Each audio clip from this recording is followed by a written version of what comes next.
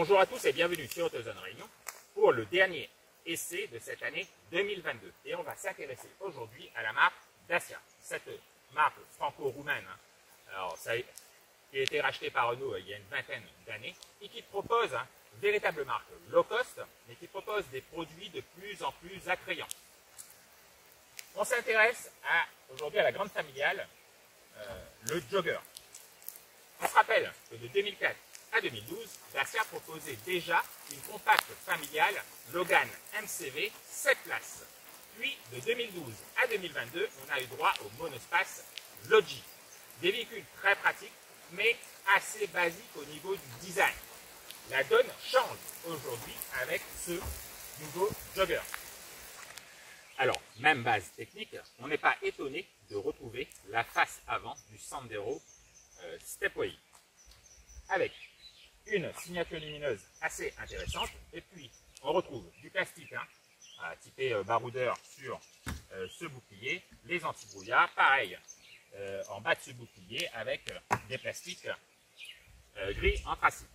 Au niveau de la calandre, elle est assez imposante, musculeuse, mais il faut bien savoir qu'en 2023, toute la gamme Dacia disposera d'une nouvelle identité visuelle. Donc malgré ce Jogger qui a seulement 1 an, elle connaîtra déjà son premier lifting en 2023. Alors à quoi on a affaire avec ce Jogger?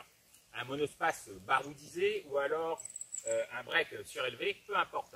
Je trouve les lignes quand même suffisamment harmonieuses. Alors, le véhicule repose sur la plateforme CMF-B des citadines compactes, Clio et Sandero, et Dacia Sandero. Cet empattement a été étiré au maximum 2,90 mètres de long, ce qui annonce une belle habitabilité à bord. Par contre, le véhicule restera une simple 2 roues motrices. On a cette garde au sol assez élevée, 20 cm, ce qui la rend polyvalente.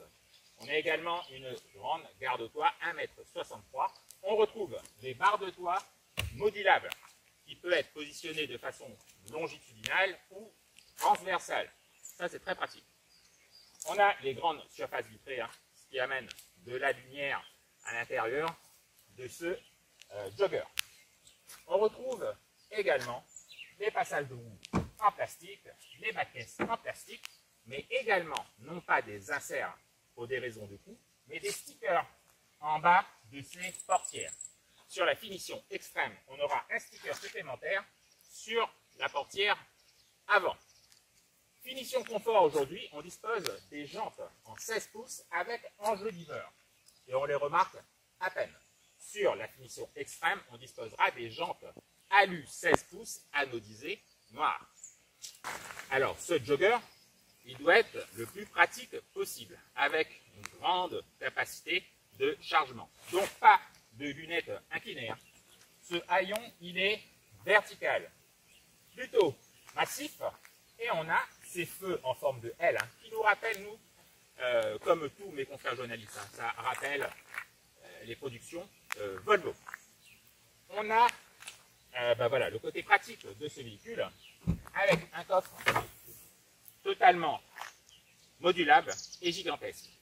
À La Réunion, ce véhicule ne sera disponible qu'à partir de la finition confort, donc pas d'entrée de gamme pour La Réunion. Et on aura également uniquement des versions 7 places. Alors ce coffre, on peut mettre les 2 sièges d'appoint en place. On aura donc un petit coffre de 160 litres. Ensuite, on peut rabattre complètement ces sièges. Alors, c'est assez simple.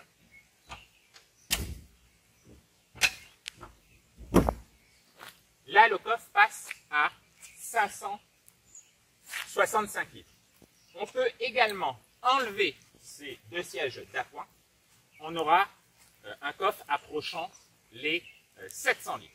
Et puis, si vous rabattez même la deuxième rangée, on aura affaire à un véritable utilitaire avec 1819 litres, de quoi déménager ou de transporter des objets très encombrants.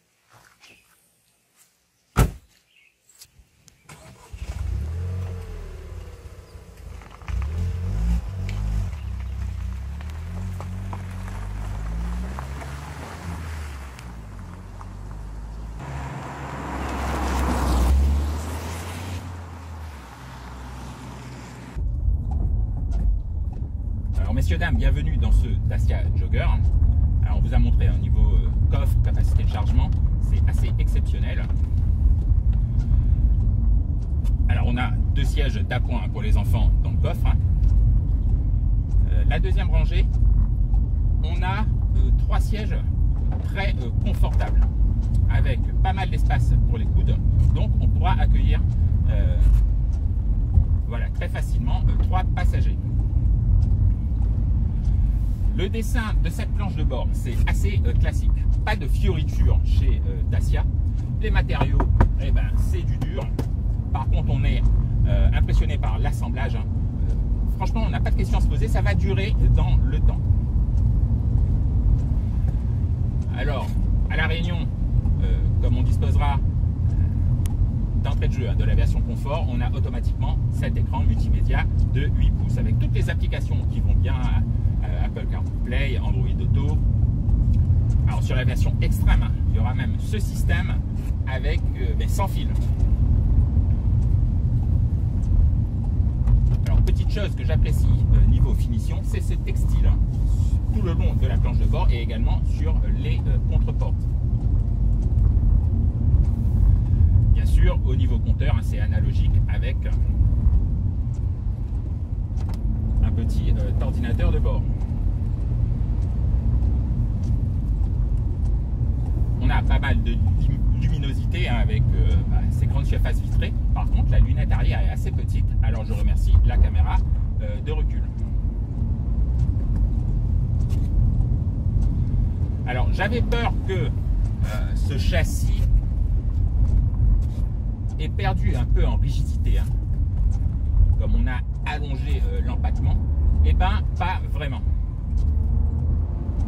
Le véhicule est plus stable puisqu'on a un grand empattement, un peu moins maniable très certainement.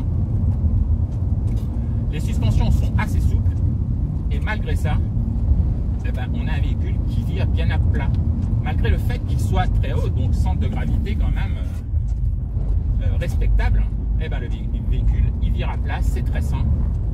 Donc ça veut dire que ce châssis CMFB, il est vraiment bien né. Ça restera, contrairement au Duster, ça restera une simple traction, ce Jogger.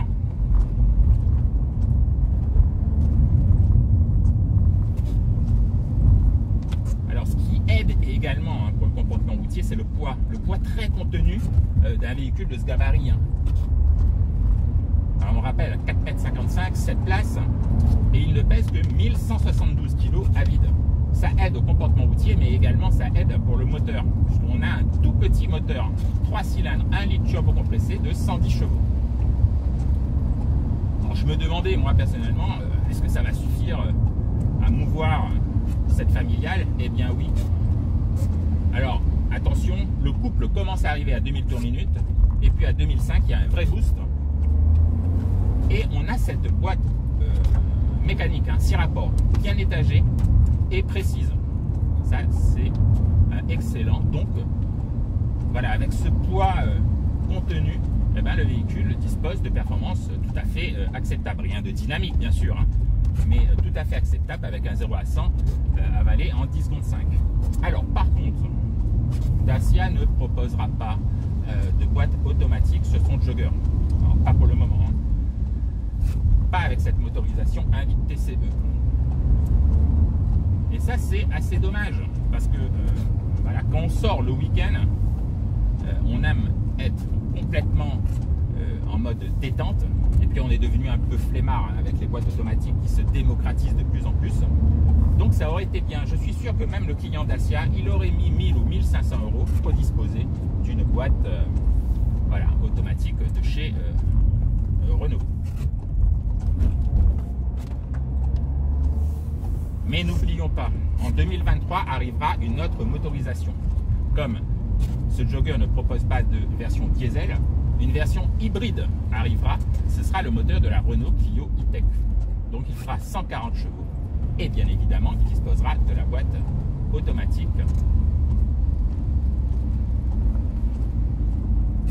Alors au niveau tarif, on ne vous en parle même pas. Au niveau des équipements, on a dû déjà vous afficher voilà, les équipements principaux de la version confort, puis également les options qu'on peut avoir, les équipements supplémentaires qu'on peut avoir sur la version extrême. Au niveau tarif, ce sera totalement imbattable. 27 250 €, une familiale 7 places, bien équipée, ça se trouve pas sur le marché de toute façon. Donc Dacia reste bien le champion du monde. Pour la version extrême, il faudra rajouter 2000 €, donc on sera à 29 250. Voilà, c'est un véhicule qui vous facilitera la vie au quotidien, et ça sans vous ruiner.